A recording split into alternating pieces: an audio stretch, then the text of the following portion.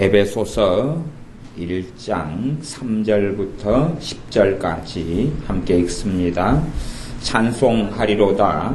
하나님 곧 우리 주 예수 그리스도의 아버지께서 그리스도 안에서 하늘에 속한 모든 신령한 복으로 우리에게 복 주시되 곧 창세전에 그리스도 안에서 우리를 택하사 우리로 사랑 안에서 그 앞에 거룩하고 흠이 없게 하시려고 그 기쁘신 뜻대로 우리를 예정하사 예수 그리스도로 말미암아 자기의 아들들이 되게 하셨으니 이는 그의 사랑하시는 자 안에서 우리에게 거저 주시는 바 그의 은혜의 영광을 찬미하게 하려는 것이라.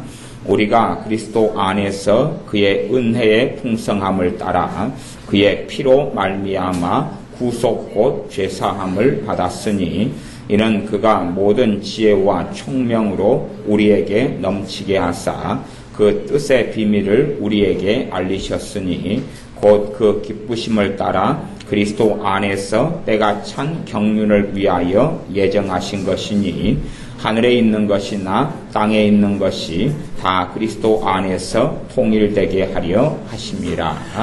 아멘. 하나님의 뜻은, 우리 주 예수님의 뜻은 언젠가 하늘에 있는 것이나 땅에 있는 것이 다 주님 안에서 통일되게 하려는 뜻이 됩니다. 그래서 이 땅은 마지막을 향하여 달려가고 그리고 주님께서 오실 때가 다 된 지금은 이제 마지막에 대한 것들이 이모저모로 비밀들이 드러나고 또한 요한계시록의 말씀부터 시작해서 구약의 마지막 때에 대한 예언들이 이루어지고 있는 시대를 우리가 살아가고 있습니다.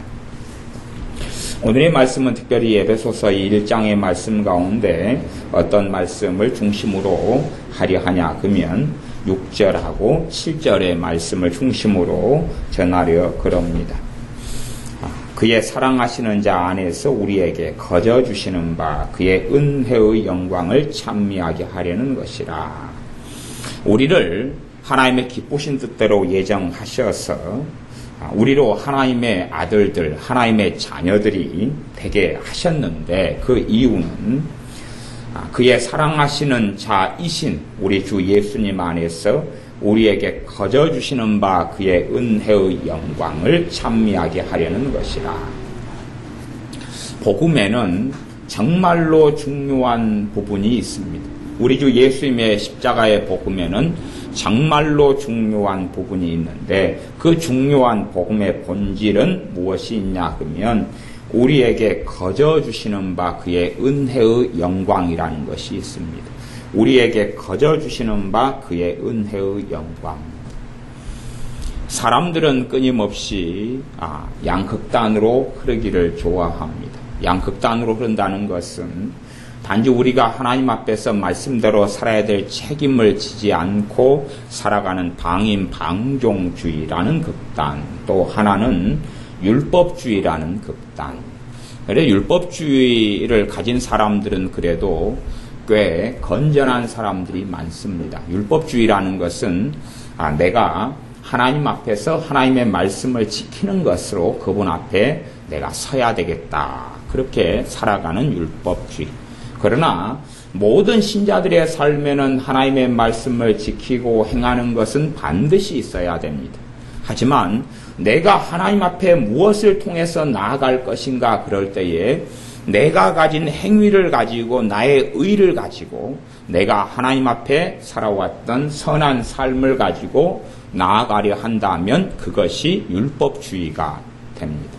그러나 내가 예수님을 통하여 하나님 앞에 나아가는데 내 삶에 하나님을 전혀 기쁘시게 하는 것도 없고 하나님의 나라에 대한 관심도 없고 하나님을 영광스럽게 하는 것도 없고 그에 대한 걸음도 걷는 것 없이 예수님을 통하여 하나님께 내가 나아간다라고 생각하는 사람들이 있다면 그것을 영적 방종주의, 방임주의라고 그럽니다. 사람들은 이런 극단 속에서 살기를 좋아합니다만은 사실은 그것은 복음의 변질이고 왜곡입니다. 그럼에도 불구하고 복음의 본질은 뭐냐 그러면 예수님 안에서 우리에게 거저 주시는 바 그의 은혜가 복음의 본질이 됩니다. 하나님께 어떻게 나아가느냐? 우리의 의로움을 가지고 하나님께 나아갈 수가 없습니다.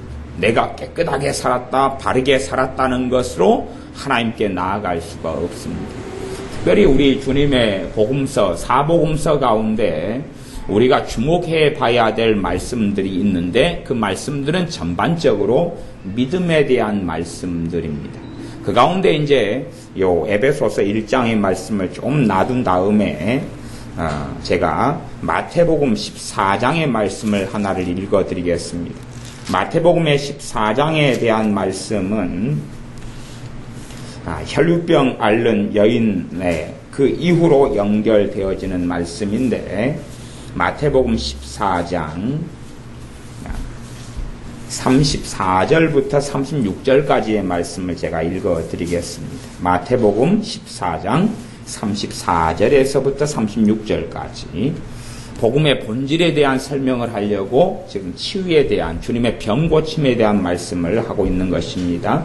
저희가 건너가 게네사렛 땅에 이르니 그곳 사람들이 예수님이신 줄 알고 그 근방에 두루 통지하여 모든 병자들을 예수님께 데리고 와서 다만 예수님의 옷가에라도 손을 대게 하시기를 간구하니 손을 대는 자는 다 나음을 얻으니라. 이게 복음의 본질에 대한 이야기입니다. 복음의 본질에 대한 이야기.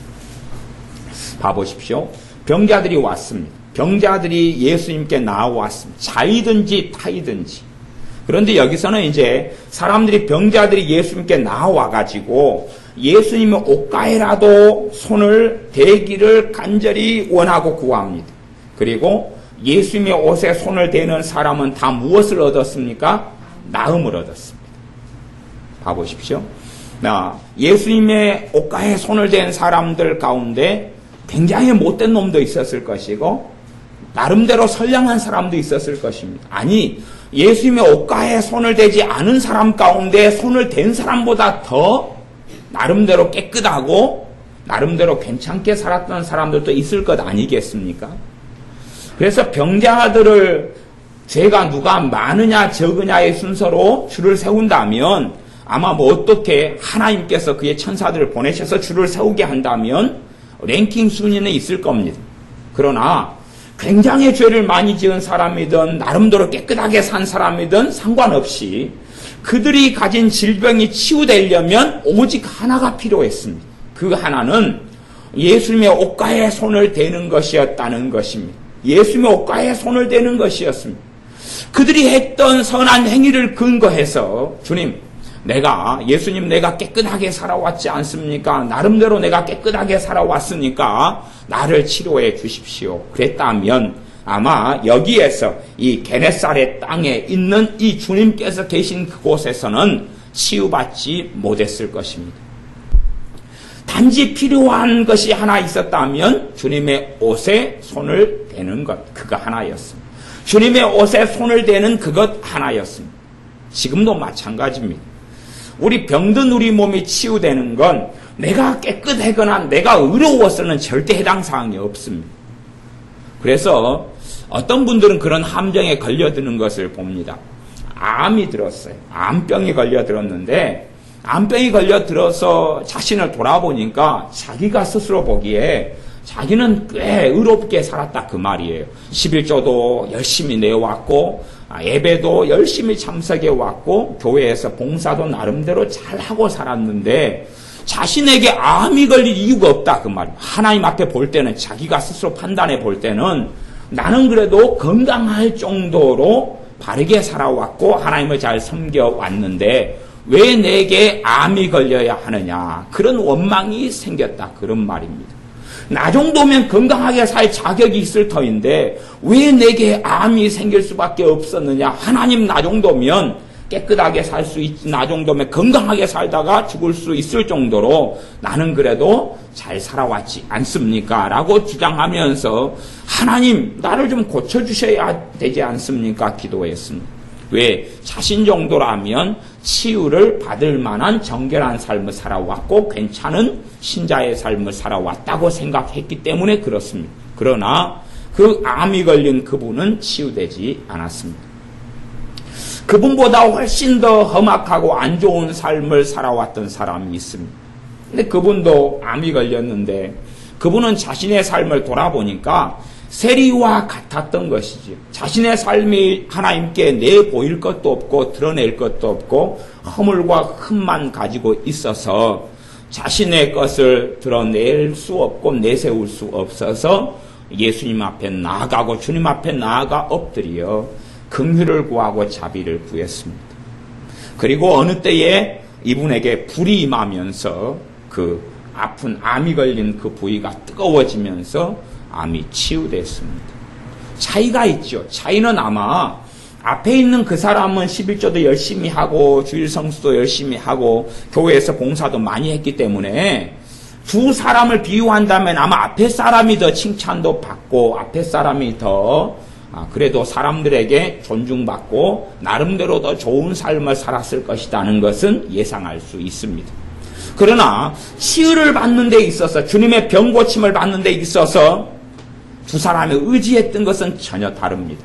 앞에 사람은 자신의 의를 의지했다 그렇게 말할 수 있고 그것을 율법주의라고 그럽니다.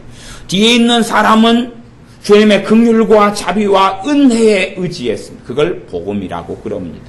주님의 은혜와 자비에 의지한 그 사람은 나음을 입었습니다.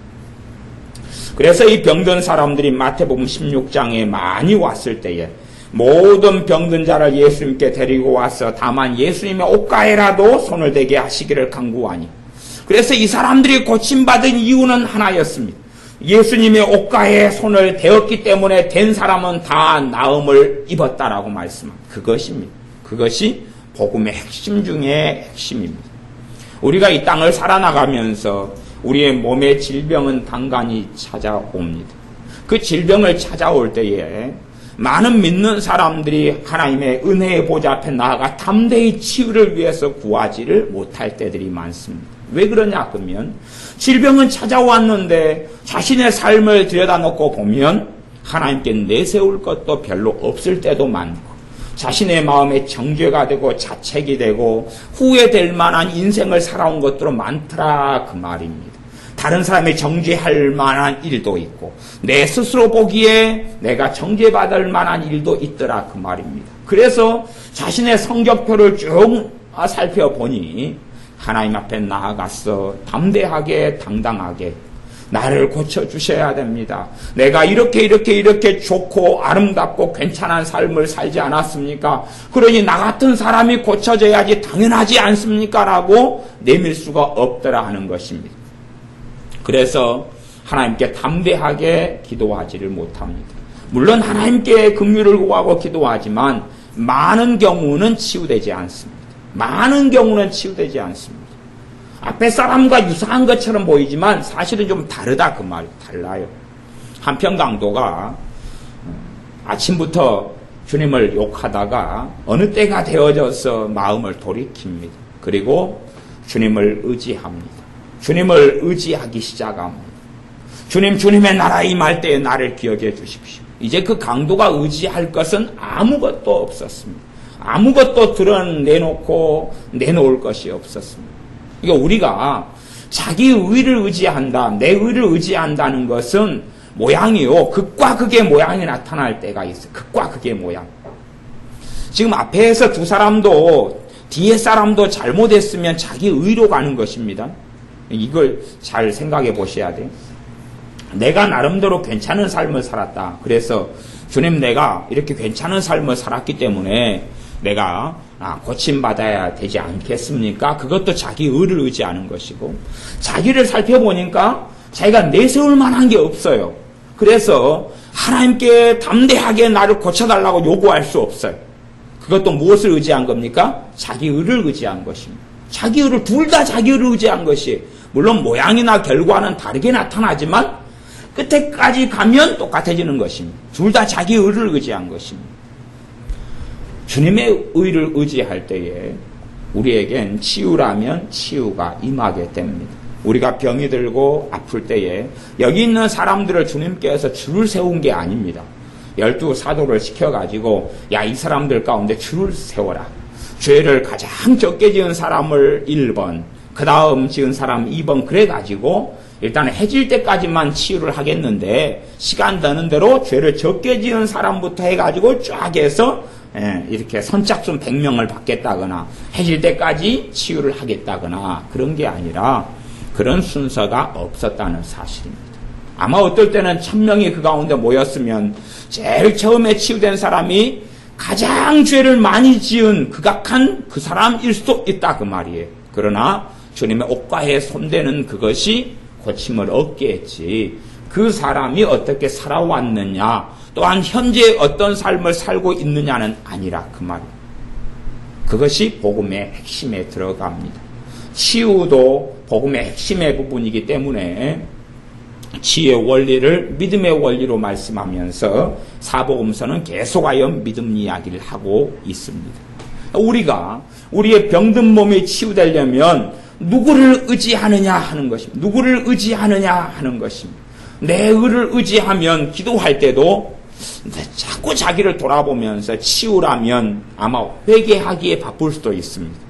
내가 삶 속에 지은 죄가 많기 때문에 하나님 내가 이만약시하게 죄를 지어왔습니다. 용서해 주십시오. 물론 주님의 말씀에는 야고보서 5장 같은 경우도 너희 죄를 서로 고하며 병 낫기를 위하여 기도하라. 그런 말씀이 있습니다. 물론 그것하고 지금 다른 각도에서 말씀을 하는 것입니다. 그래서 어떤 면에서 우리의 몸의 치유를 위해서는 회개 기도는 굉장히 중요한 요소에 들어가 있습니다. 근데 제가 지금 말씀하는 것은 십자가 복음의 본질에 대한 이야기를 하고 있는 것입니다. 다른 영역의 이야기예요. 그래서 이 사람들이 고침받은 건 주님의 옷가에 손을 댔기 때문에 고침받았습니다. 그것처럼 우리의 예수님의 사람들, 예수님을 의지하고 믿는 사람들이 우리의 질병이 치유되는 것은 예수님의 옷가에 손을 대는 것이 치유를 하는 것입니다. 믿음을 통하여 주님께로부터 치유를 받는 것, 주님을 잡는 것, 주님을 붙잡는 것, 믿음을 통하여 내가 주님의 치유를 받아들이는 것. 성경은 이사야에서부터 마태복음 4장 또 베드로전서 2장까지도 이런 말씀을 계속하여 하고 있습니다. 베드로전서 2장을 살펴보겠습니다. 제가 베드로전서 2장 말씀을 찾아서 읽어보겠습니다. 베드로전서 2장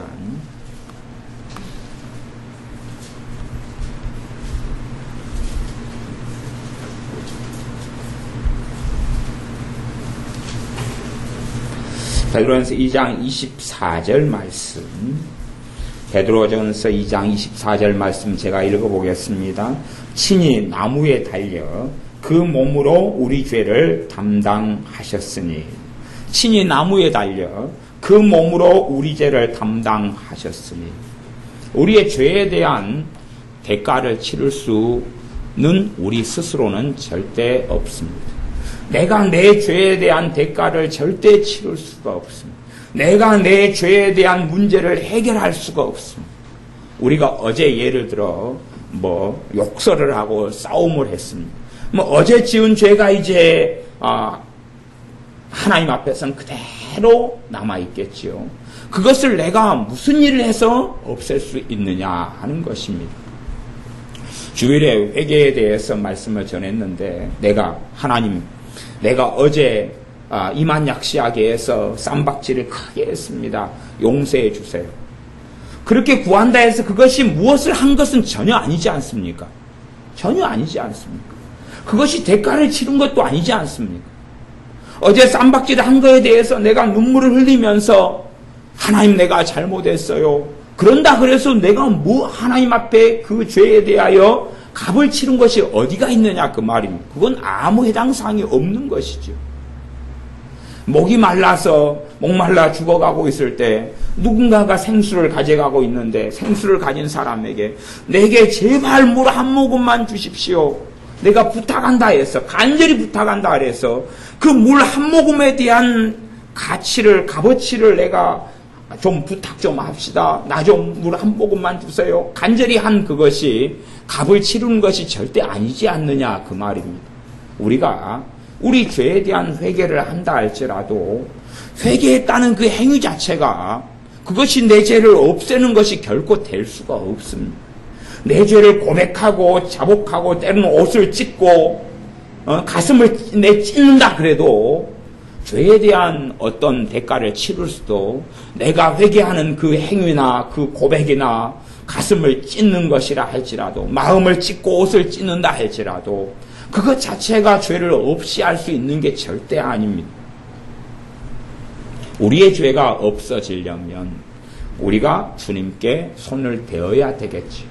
우리 주님께서 친히 나무에 달려 그 몸으로 우리 죄를 담당하셨으니 말씀하신 대로 이 말씀을 받아들여야 되겠지. 이 말씀이 우리 안에 살아있어야 되고 우리가 받아들여야지만이 우리의 죄와 허물을 가지고 주님 앞에 나갈 수가 있는 것입니다. 우리의 죄와 허물을 가지고 주님 앞에 나갈 수 있는 것입니다. 아마 주님 오실 때까지 우리는 적거나 크거나 자주 허물이 있고 죄도 짓고 넘어지고 그렇게 살아가지 않나 싶습니다. 물론 더 성령 충만해지고 더 주님을 닮아갈수록 죄는 줄어들어 가겠지. 근심도 점점점 줄어들어 가고 두려움도 점점점 줄어들어 가고 낭만과 절망과 싸움과 다툼도 줄어들어 가겠지. 주님의 기쁨은 더 커져갈 것이고 주님의 평강도 더 커져갈 것이고 은혜도 더 강해져 가겠지. 물론 단기적으로보다는 중기적으로 장기적으로 하는 말씀입니다.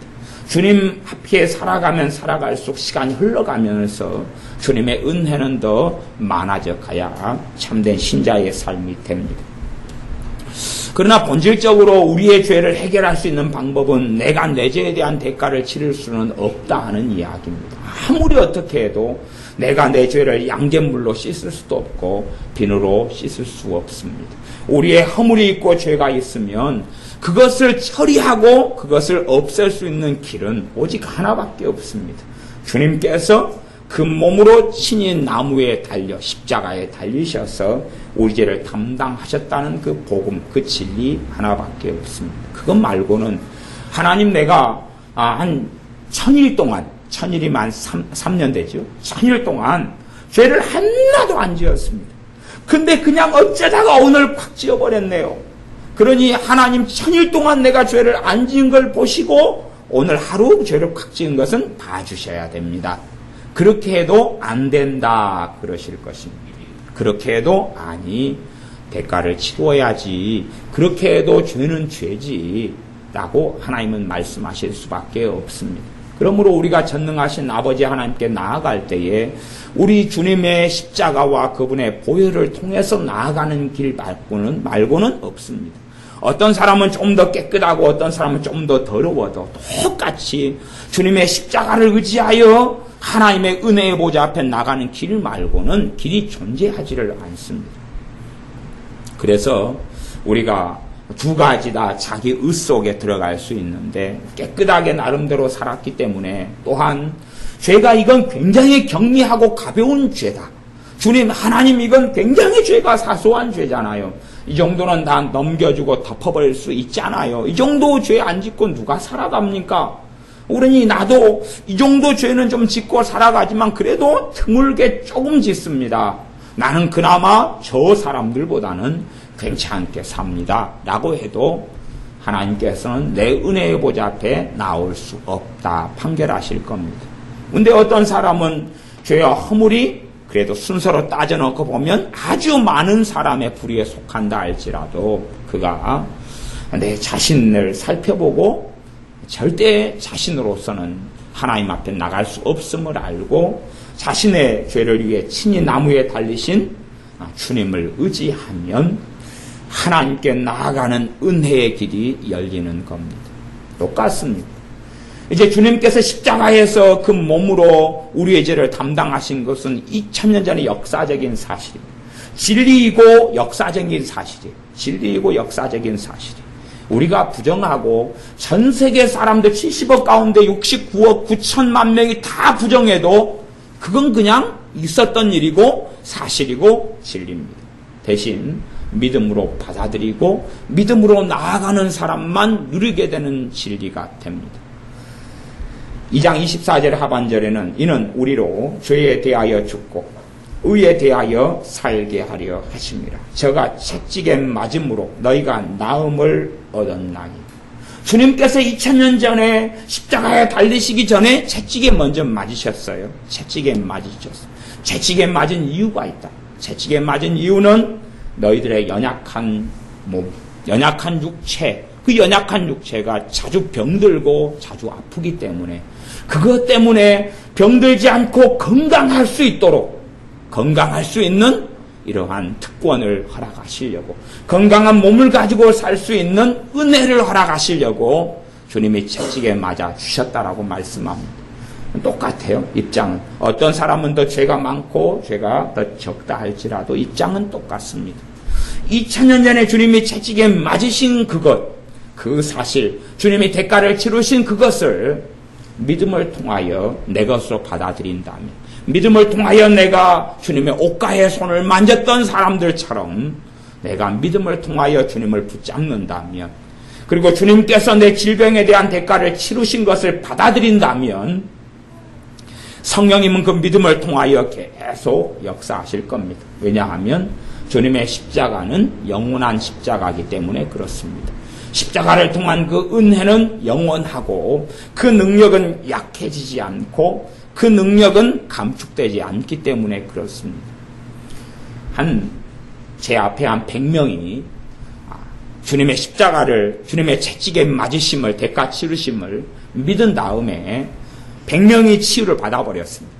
그래서 주님의 그 채찍에 맞으신 그 은혜, 2000년 전에 있었던 그 열어놓으신 치유의 그 은혜를 약화되고 사라져버리고 100명이 다 가져가 버려가지고 저는 101번째이기 때문에 그래서 이제 조금밖에 안 남았다고 하나님은 말씀하시지 않습니다. 100명이 아니라 1000명이, 10,000명이, 10,000,000명이 아니면 100억 되는 사람이 주님의 채찍에 맞으신 그 진리와 그 진실과 그 사실에서 주님의 채찍에 맞음으로 너희가 병 나음을, 병 고침을 받았다는 진리를 받아들이고 그 진리 속에 믿음을 통하여 들어간다면 100억 명이 치유가 돼도 100억 명 다음에 그 다음에 받는 사람도 동일한 능력 속에, 동일한 은혜 속에서 치유받을 수 있다는 사실입니다. 그 복음의 문은 똑같습니다. 복음의 능력의 원천은 똑같습니다. 복음의 능력의 원천은 내가 단지 예수님을 믿은 그 처음에만이 아니라 주님을 만나 뵙는 그날까지, 주님께서 재림에 오시거나 우리의 인생이 먼저 맞춰서 하나님의 보좌에 나아가는 그날까지 친히 나무에 달려 그 몸으로 우리 죄를 담당하셨습니다. 라는 진리 속에 우리는 들어가서 살아야 합니다. 우리가 자빠지고 넘어지고 허물과 죄가 드러나면 다시 친히 나무에 달려 그 몸으로 우리 죄를 담당하신 주님을 믿는 믿음 속에 내 허물과 내 죄를 가지고 나아가야 됩니다. 질병이 생기면 내 그 질병을 가지고 대가를 치르신 주님께 나아가야 됩니다. 다른 대가는 필요가 없습니다. 다른 대가, 다른 거룩한 행위와 삶으로 하나님을 영화롭게 할 수 있다면 너무 좋겠지만, 그러나 아무리 내 삶으로 하나님을 기쁘게 했다 할지라도 그것이 질병에 대한 대가도 되지 않고 그것이 내 죄가 용서받는 대가도 되지 않습니다. 내가 굉장히 거룩하게 살았기 때문에 그 거룩하게 살기 이전에 지은 죄가 없어지는 게 아니라는 사실입니다. 내가 굉장히 깨끗하고 거룩하게 살았기 때문에 내가 앞으로 생기는 질병에 대해서 치유받을 권리가 생기는 게 아니라는 사실입니다. 그것은 우리가 어떻게 살기 이전에, 우리가 어떻게 하기 이전에 주님께서 우리를 위하여 열어놓으신 은혜의 문입니다. 이제 에베소서 1장의 말씀으로 돌아가서 말씀을 읽어보겠습니다. 에베소 1장 6절 말씀, 이는 그의 사랑하시는 자 안에서 우리에게 거저 주시는 바, 우리에게 어떻게 주시는 바요? 거저 주시는 바, 우리에게 거저 주시는 바, 그의 은혜의 영광, 그의 은혜의 영광을 찬미하게 하려는 것이라. 누가 일을 열심히 했습니다. 어떤 회사에 들어갔는데 한 달 월급을 150만 원 받기로 하고 열심히 했어요. 그래서 한 달이 지나서 150만 원 월급이 나왔습니다. 그러니까 그 150만 원 월급 받은 사람이 월급 준 사장님을 찬미하지는 않겠죠. 아마 150만 원 월급을 줬는데 생각외로 일이 굉장히 힘들었다 그러면 불평을 할 겁니다. 나는 200만 원치 일을 했는데 이 양반이 150만 원밖에 안 줬다. 제가 대학을 다닐 때 대학교 안에서 일들이 좀 있어서 어느 때 이제 교수님이 이런 일을 좀 해달라고 했습니다. 이런 일 해달라 그래서 그 일에 대해서 이제 돈을 서로 협상을 했어요. 그 대학교 안에 있는 일인데 협상을 했어요. 그래서 일은 얼마 받기로 했어요. 그 다음에 이제 일을 제가 다 끝내보니까 처음에 계획하고 생각한 것보다 일이 시간도 많이 걸리고 일도 많이 힘들었어요. 그래서 제가 그 별명이 손꼬장이어가지고 교수님을 찾아갔어요. 그래서 저는 그렇게 했습니다. 교수님, 맨 처음에 이걸 돈을 얼마 받기로 하고 일을 했는데 제가 지금 다 일을 끝냈는데 이 일이 생각외로도 힘들고 시간이 많이 걸렸습니다. 그래서 돈을 더 내놓으셔야 되겠습니다. 자꾸 이러이러한 증거를 대고 했어요. 그러니까 교수님이 굉장히 답답해 하시는 거예요. 왜냐 그러면 자기도 이제 그 정도밖에 안 될 줄 알고 지금 대학교 측에서 돈을 그거밖에 안 받은 거예요. 근데 저는 더 내놓으라 그러고. 그러니까 이것 때문에 힘들다가 결국은 교수님이 항복하셨어요. 항복하셔서 대학에서는 이거밖에 돈이 안 나왔는데 그러면 내 사비로 줄 수밖에 없다고 나머지는 사비로 제가 받았어요. 계속 돈 내놓으라 그랬죠. 뭐 어쩌겠어요. 그 양반, 그 교수님이 빚쟁이죠. 뭐. 일을 막상 했는데 그 일이 돈 값어치보다 훨씬 더 많은 일이 제 입장에서는 된 거여서 이제 그렇게 청구를 한 거죠. 행정적으로 대학에서는 일이 다 돈이 지불돼서 끝났다 그래 더 줄 수는 없다 그러고. 근데 우리가 열심히 일해가지고 뭔가를 받는다면 그것은 찬양할 리도 없고 찬미할 수도 없습니다. 제가 그래서 일이 끝난 다음에 교수님한테 원망은 안 했어도 교수님 부당합니다. 저는 그렇게 나간 거죠. 찬미한 게 아니에요. 교수님 저 같은 사람한테 일을 맡겨주셔가지고 너무 쉬운 일을 이렇게 좋은 그냥 큰 돈을 갖다가 주시다니요. 너무 감사합니다. 그러지 않았습니다. 너무 적은 돈을 주시는군요. 그럴 수가 있습니까? 그랬던 거지요. 근데 왜 찬미가 터지느냐? 왜 찬미가 터지느냐? 받을 자격 없는 자에게, 은혜 받을 자격이 없는 자에게, 구제불능인 사람에게 전혀 아무리 따지고 이리 따지고 저리 따져도 하나님의 은혜 속에 들어갈 수 없는 자에게, 택함을 받을 수 없는 자에게, 하나님의 콜링 부르심을 받을 수 없는 자를 불러주시고 그리고 거저주시는 그 은혜의 영광. 무슨 은혜요? 구원받는 은혜요. 무슨 은혜요? 예수님의 피로 죄가 용서받고 깨끗게 되는 그 은혜. 무슨 은혜요? 하나님의 나라를 주시는 은혜요. 그래서 진실한 신자와 진실하지 않은 신자를 구별할 수 있는 표준이나 잣대도 참 많이 있습니다. 진실한 신자와 진실하지 않은 신자의 구분점 중에 하나는 뭐냐 그러면 진실한 신자일수록 구원이 얼마나 값진 것을 압니다. 이 세상의 모든 것과 다 바꾸어도 구원과는 바꿀 수 없다는 것을 압니다. 주님의 핏값으로 주님의 생명으로 우리에게 주신 영원한 생명인 구원, 영생을 그 어떤 걸로도 바꿀 수 없다는 걸 압니다. 그래서 영생을 위해서는 모든 대가를 지불해도 그래도 그것이 하나님 앞에서 그 영생을 받고 누리는 데에 대한 대가는 전혀 해당되지 않지만 내 인생에서 어떠한 모욕을 당하고 때로는 어떠한 환멸과 능멸을 당한다 할지라도 그래도 그 영생을 주신 것, 구원을 주신 것, 그것을 지키고 그것을 누리기 위해서는 기꺼이 그러한 희생이나 그러한 능욕도 당한다는 사실입니다. 왜냐하면 구원이 얼마나 가치 있고 중요하고 그것과 아무것도 바꿀 수 없다는 것을 알기 때문에 그렇습니다. 그러나 예수님을 진실되게 믿지 않는 사람들은 구원이 얼마나 값어치가 있는지, 예수님께서 생명을 대신하여 주시면서 우리에게 열어놓으신 생명의 길이, 영생의 길이 얼마나 가치가 있는지 알지 못합니다. 그래서 구원에 대하여 경홀히 여기거나 소홀히 여기거나 무관심하거나 생각이 없습니다. 기껏해야 좀 더 잘 먹고 잘 살고 좀 더 재미나게 살고 좀 더 많은 인생과 삶 속에 하나님 주시는 복을 이렇게 좀 누리고 사는데 관심이 있지. 그러지 주님의 십자가와 주님의 생명을 통하여 주님 흘리신 피를 통하여 우리에게 허락하신 구원이라는 것이 얼마나 값진 것인가 하는 생각을 제대로 하지 못하고 깨닫지 못하는 사람들은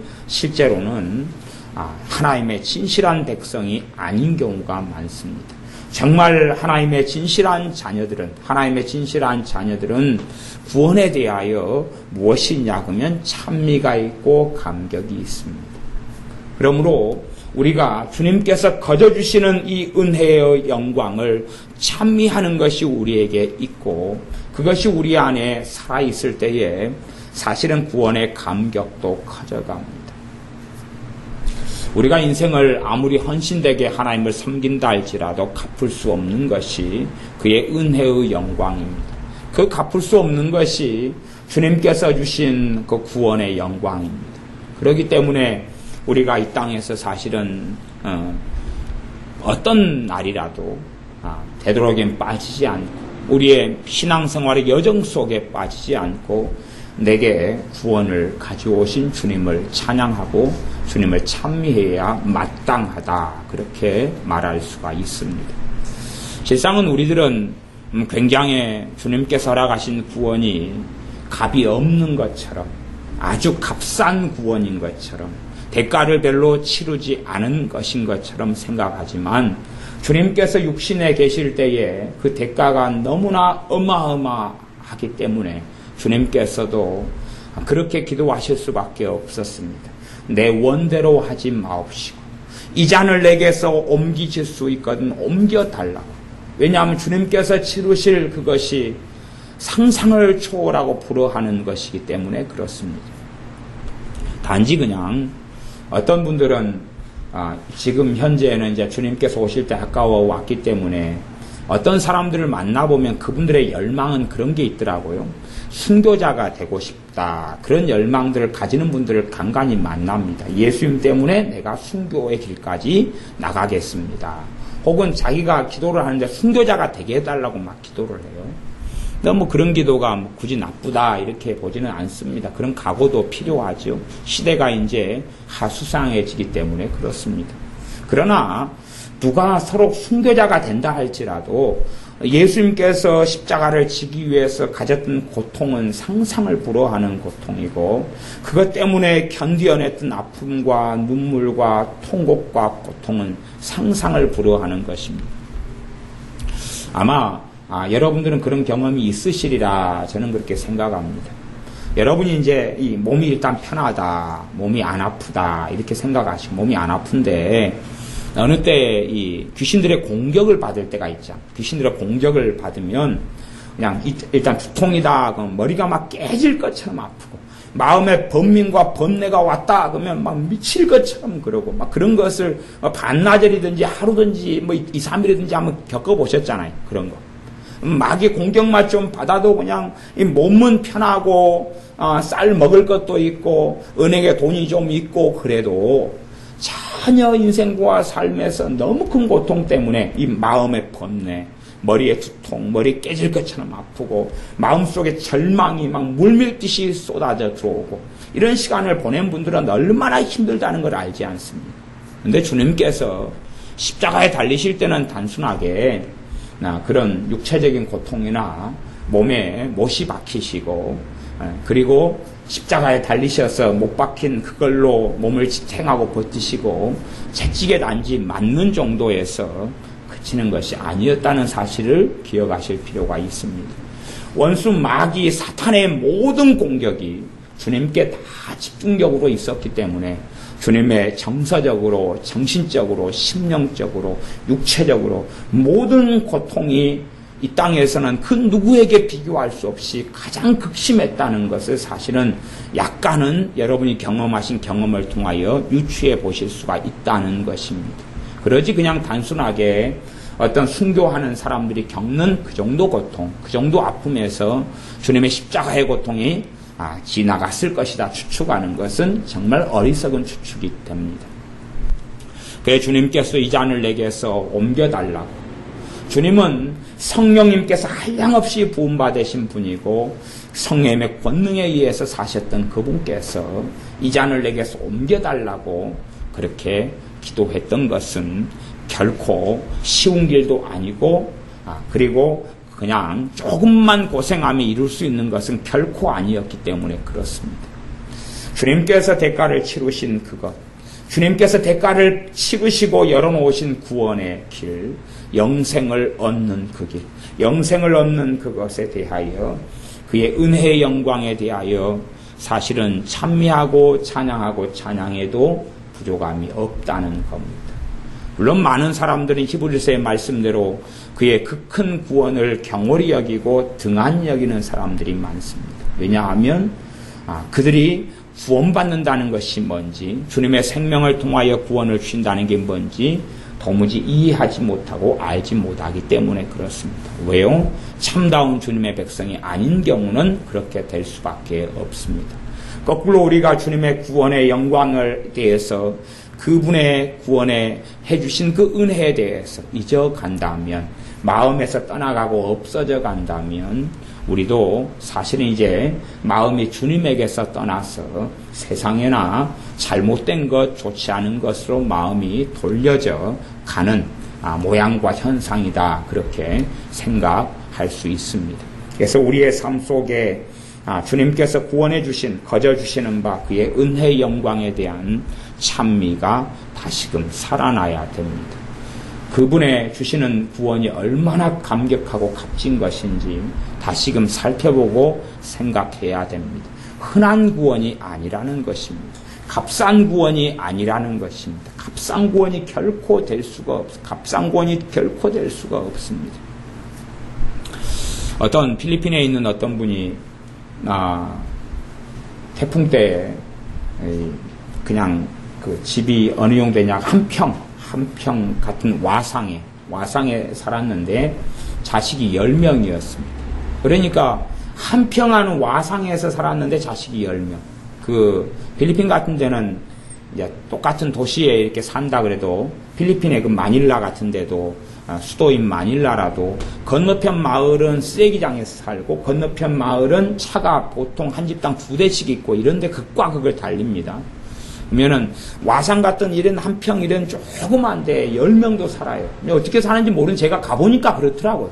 실제로 가서 경험해보고 그 완전히 그 더러운 이런 데서 어떻게 사는지 모르게 살아요. 비가 오면 다 새고 맞고 쓰레기장 뒤져가지고 살고 구걸해가지고 먹고 살고 그렇게 살더라고요.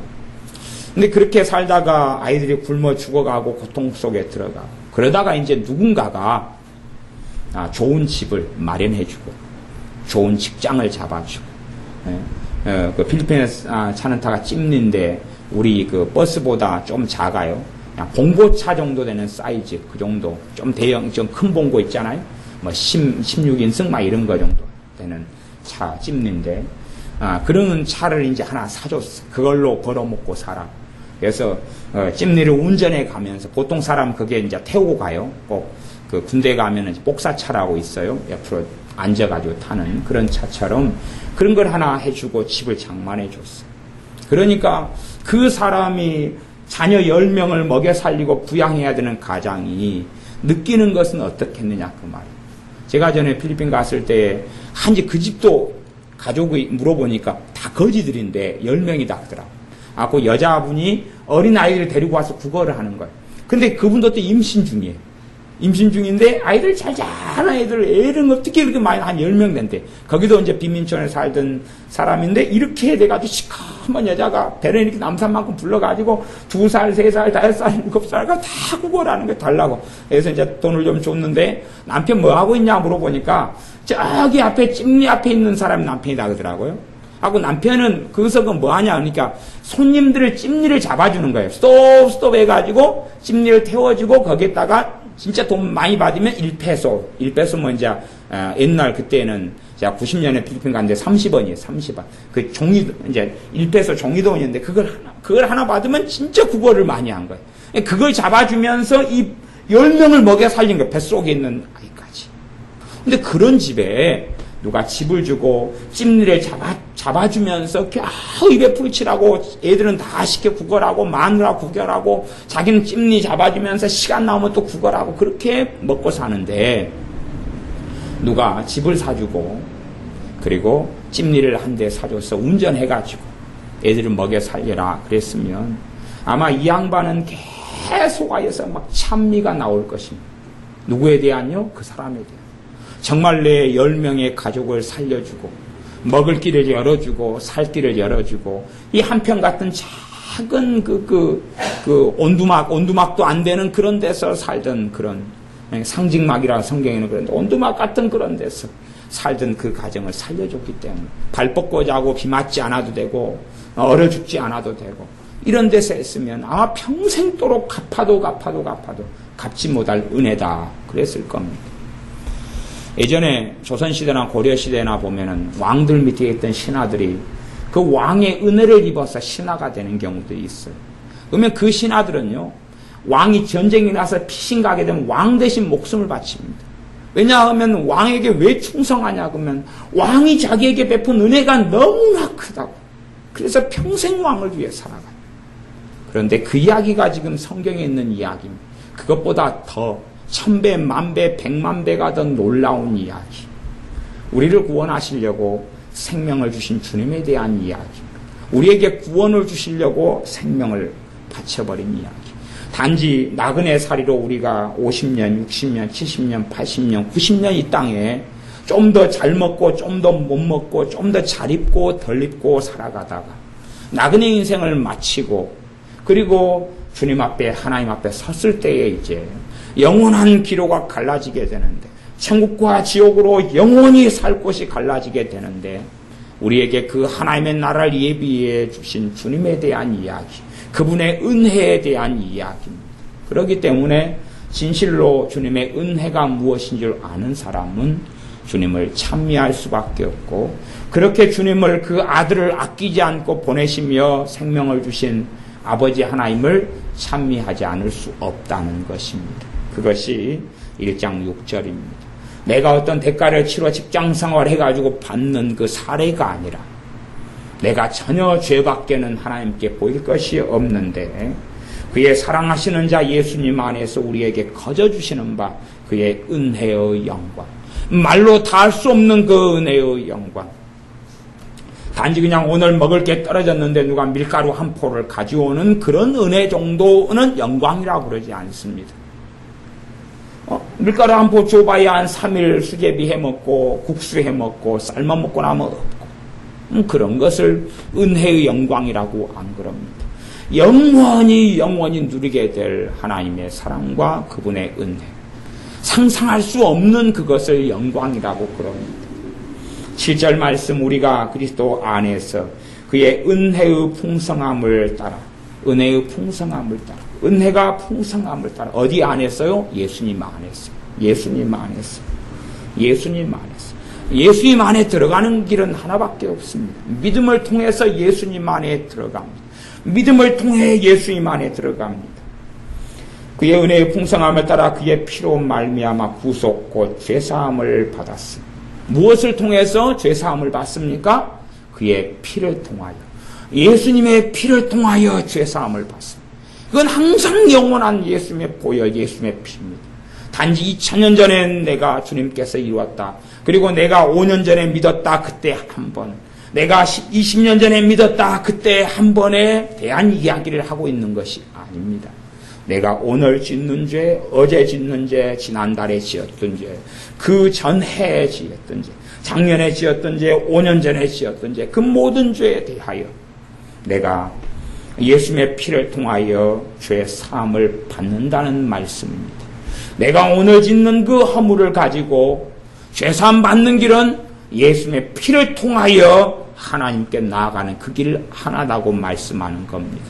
그러므로 우리가 어떻게 깨끗하게 됩니까?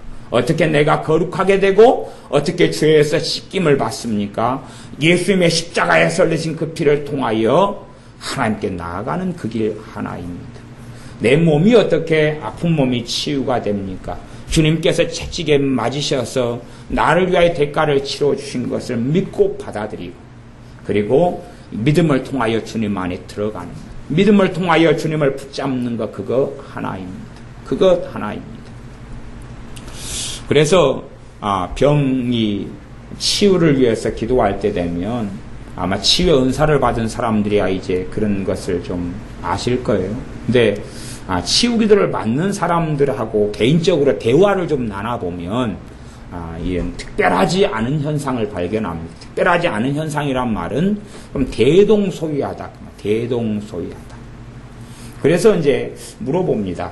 하나님께서 집사님을 고치실 줄을 믿습니까? 물어보면 고쳐주실런지 안 고쳐주실런지 모르겠다. 고쳐주시면 좋겠다. 희망상 고쳐주시기를 간절히 바랍니다. 그 정도예요. 하나님이 고쳐주실 줄 믿느냐? 그러면 하나님이 나한테 은혜를 좀 베풀어주고 하나님이 나를 불쌍히 여겨줬으면 좋겠다. 그리고 간절히 고쳐달라 기도하는데 그러면 당신을 고쳐줄 가능성이 몇 프로 정도 있을 것 같냐? 그러면 이제 프로테지가 이제 나와요. 80%까지도 별로 없습니다. 한 20, 30% 될까요? 운 좋으면 50%가 좀 넘을 수도 있죠. 그럼 그 이유가 뭡니까? 물어보면 제가 그래도 부족한 게 많지요. 제가 허물이 많지요. 제가 문제가 좀 많지요. 제가 사실은 별로 하나님 앞에서 그렇게 똑바로 믿지를 않았습니다. 그런 이야기들 대동소이하게 해요. 물론 이제 그분들이 내가 똑바로 안 믿었습니다. 그렇게 말씀하시는 분들 가운데는 겸손한 분들도 좀 많으세요. 겸손한 분들. 근데 어찌됐든지 간에 내가, 나 같은 것이 이제 깨끗하게 몸이 그냥 고쳐질 자격이 있을까요? 내가 이렇게 고쳐질 만한 그런 일을 하나님 앞에 특별히 한 것은 별로 없습니다. 이런 경우들이 의외로 많이 나타납니다. 조금 더 깊이 들어가면 그분이 어떻게 생각하는지가 더 하나씩 질문을 던지면서 캔에 들어가면 마지막에 대답은 비슷해요. 설마 나를 100% 고쳐주시려고요. 나는 100% 치유받을 만한 그런 정도는 아닙니다. 그렇게 깨끗하지 않아요. 나는 그렇게 거룩하지 않아요. 그런 이야기입니다. 그러면 그분들이 무엇을 의지하고 있는 줄 아냐? 그러면 자기의 의를 의지하고 있는 줄 알아요. 주님께 나아가서 회개하고 엎드려 기도합니다. 내 허물과 죄를 용서해 달라고. 그럼 제가 이제 또 묻습니다. 정말로 하나님 용서해 주실까요? 용서해 주실까요? 그러니까 그러게요. 그러게요. 정말 하나님 용서해 주실까요? 그러게요. 이제 죄가 좀 경미하다 용서해 주실까요? 아멘이지요. 그렇지요. 이 정도면 다 짓는 죄니까 용서되지요. 근데 이건 좀 특별한 사건인 것 같은데요. 다 짓는 죄가 아니고 특별하게 짓는 문제인 것 같은데요. 그러게요. 이건 좀 센데요. 그건 용서해 주실까요? 글쎄요, 확신이 좀 없는데요, 이것은. 이걸 용서받으려면 금식을 좀 며칠 하든지, 잘못했다고 막 엉엉 울든지, 좀 이것 가지고 회개를 한 몇 달을 하든지 좀 그렇게 해야 될 것 같은데요. 어떠한 죄와 허물이든지 간에 용서받을 수 있는 길은 한 가지 길밖에는 없습니다. 한 가지 길밖에는 없습니다. 예수님의 피를 통하여 죄사함을 받는 것 그거 하나밖에는 없습니다. 주님의 보혈을 통하여서 하나님 앞에 나아가는 길, 그 길 하나밖에는 없습니다. 내가 어떠한 질병을 가지고 있어도 내가 깨끗하게 살았다, 내가 좀 지저분하게 살았다, 그걸로 내가 치유받고 받지 않고를 결정지을 수가 없습니다. 예수님께서 치유를 위하여 문을 열어놓으셨는데 그것이 주님의 피로 열어놓으신 그 문입니다. 믿음을 통하여 그리 들어가느냐 그렇지 않느냐의 차이 하나 말고는 없습니다. 내가 예수님의 흘리신 그 피를 통하여 채찍에 맞으실 때 찢기신 그 몸 떨어진 그 피를 통하여 치유로 들어가느냐 그렇지 않느냐 그것 하나밖에는 없습니다. 그렇기 때문에 하나님을 찬양하고 주님을 찬양할 수밖에 없는 겁니다. 내가 깨끗하게 살았기 때문에 내가 치유받는다면 주님을 찬양할 일은 별로 없을 것 아닙니까? 당연합니다. 당연해요. 하나님이 더 문제입니다. 늦게 고쳐줬어요. 내가 이 정도 깨끗하게 살았으면 진작에 고쳐줘야 되는데 너무 늦게 고쳐줬어요. 이거 불공평합니다. 그럴 수 있을지 모르겠습니다. 그러나 우리가 치유받는 것, 고침받는 것은 은혜로 주어지는 것입니다. 그래서 12절에 보면 이는 그리스도 안에서 처음부터 바라던 우리로 그의 영광의 찬송이 되게 하려 하심이라. 우리로 하여금 하나님의 영광의 찬송이 되게 한다. 실제로 우리 같이 구원해 주실 만한 가치가 없는 사람들, 살려줄 가치가 없는 사람들, 치유해 줄 가치가 없는 사람들, 죄인들, 또 허물이 많고 부족함이 많은 사람들, 그 사람들을 불러주시고 예수님 안에서 선택해 주시고 복음을 듣게 하시고 예수님을 알게 하시고 믿게 하시고 그리고 나아간 그 놀라운 은혜를 입은 사람들, 그래서 그 사람들이 하나님을 찬양하고 우리 주님을 찬양하고 찬미할 때 그 사람들이 주님 앞에서는 가장 큰 찬송의 꽃이다, 그렇게 부름받는 것입니다. 우리의 삶 속에 주님의 피를 의지하여 주님의 보혈을 의지하여 날마다 우리의 죄와 허물이 있을지라도 가지고 나아가야 됩니다. 그때에 십자가의 복음의 능력이 나타납니다. 십자가의 복음은 그렇게 해서 누려지는 것입니다. 우리의 몸이 아픈 몸을 치유받는 길도 주님의 피를 통하여 나아갑니다. 그때에 십자가의 능력이, 십자가의 복음의 권능이 그렇게 나타납니다. 그것을 체험하고 살아가는 사람들은 마음이 높아질 수 없고 교만해질 수 없고 오만해질 수 없고 내가 거룩하다 깨끗하다 라고 말하기보다 주님을 더 사랑해 갈 수밖에 없습니다. 어제도 내 허물에 대하여 주님의 피를 통하여 깨끗함을 입었고 오늘 내가 오후에 지은 내 죄와 어리석음을 주님의 보혈을 통하여 깨끗함을 입었다면 주님을 더 사랑할 수밖에 없는 것 아니겠습니까? 지난달에 내 허물과 죄를 내가 주님의 피를 통하여 깨끗함을 입었다면, 그리고 내가 내일 짓는 허물이 있는데 내일 또 다시 주님의 피를 통하여 깨끗함을 입었다면 내 죄를 위하여 피를 흘려주신 주님을 누가 사랑하지 않고 살아갈 수 있겠느냐 하는 것입니다. 그렇기 때문에 정말로 회개하는 사람들, 회개한다는 것은 주님의 보혈의 능력을 누리고 체험하는 사람들인데 그런 사람들이 어찌 주님을 사랑하지 않을 수 있겠습니까? 질병을 가진 사람들이 누가 시골에도 그러더라고요. 그 작은 섬에 사는데 어떤 유명한 의사가 그 섬에 병원 원장인데 자기들 부하 직원 의사들을 데리고 1년에 한 번씩 이동식 기계를 가지고 왕진을 온다 그래요. 그래서 죽을 사람들이 많이 살아났다 그래요.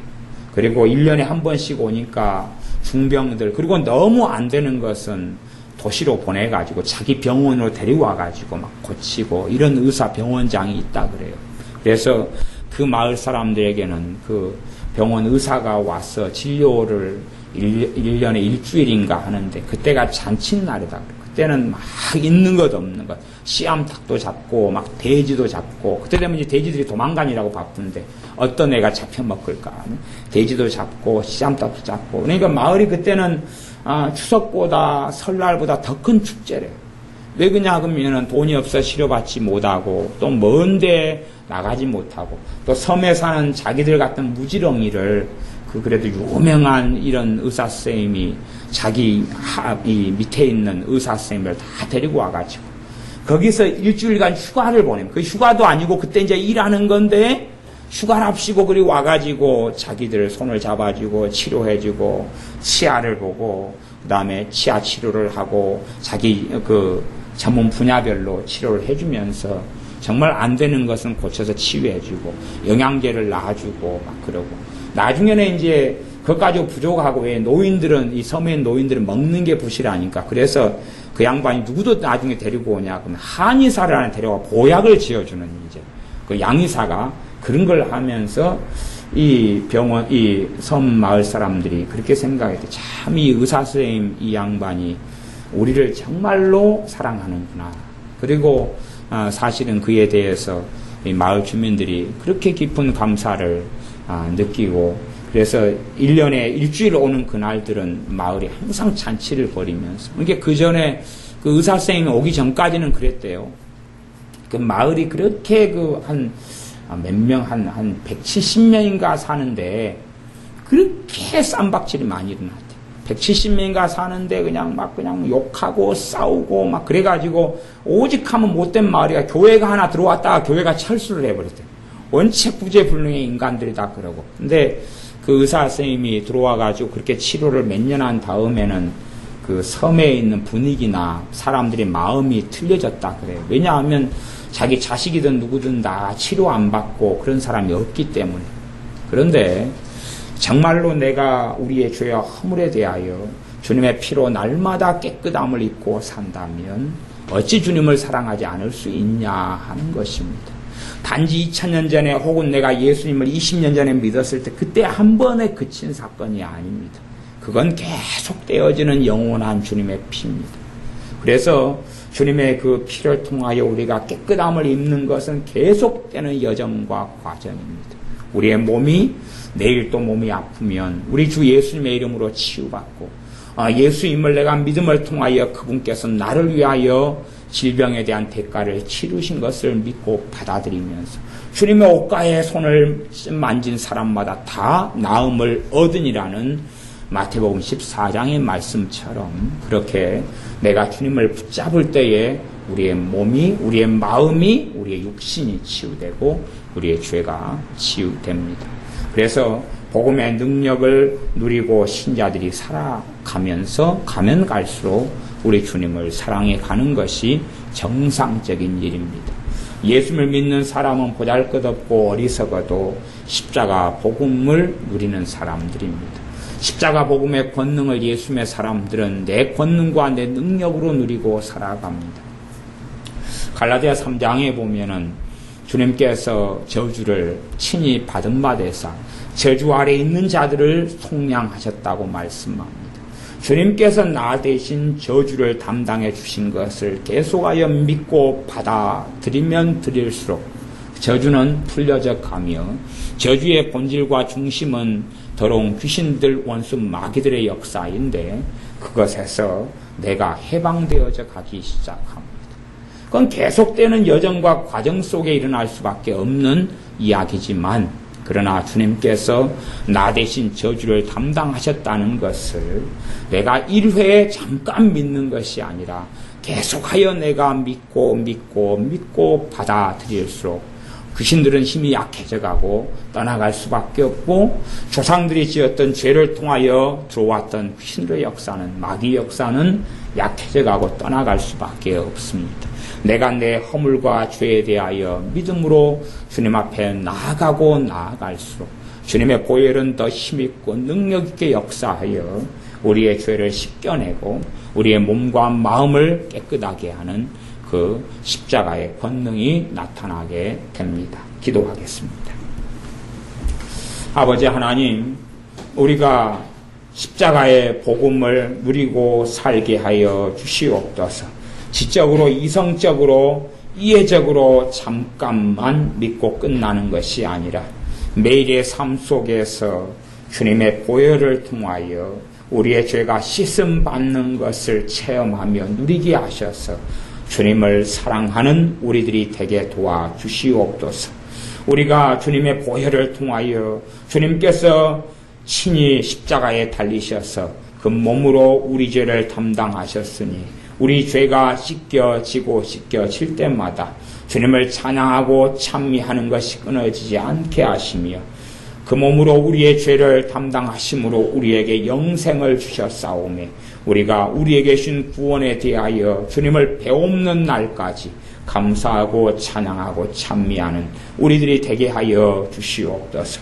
믿음을 통하여 때론 어리석고 때론 허물이 많고 부족한 우리가 낭망치 아니하고 주님 앞에 나아가며, 부족한 우리, 연약한 우리가 내 의를 의지하지 아니하고 주님의 의로우심을 주님의 십자가를 의지함으로 나아가 때로 병들 때 때로 아플 때마다 주님의 복음을 통하여 십자가를 통하여 치유받게 하옵소서. 예수님의 이름으로 기도하옵나이다. 아멘.